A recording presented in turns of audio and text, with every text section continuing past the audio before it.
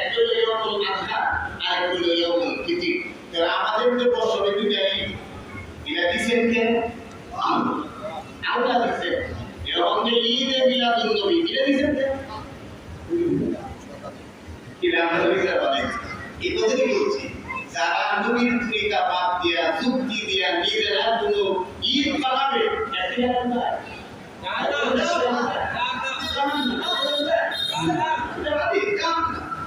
এই জন্য বলবো আমাদের ভাইদেরকে আপনারা বুঝেন, চেষ্টা করেন আল্লাহ নবীর তরিকার বাইরে কোনো কিছু করার চেষ্টা করেন। আমরা না করি, আল্লাহ বলতে কথা রাখবো। আল্লাহ তাআলা আমাদের সকলকে বোঝা আমল করার তৌফিক দান করুন, আমিন।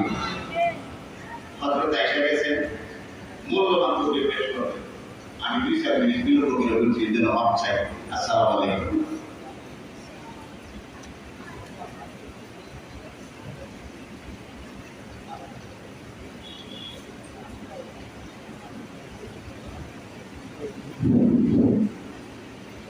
আলহামদুলিল্লাহ।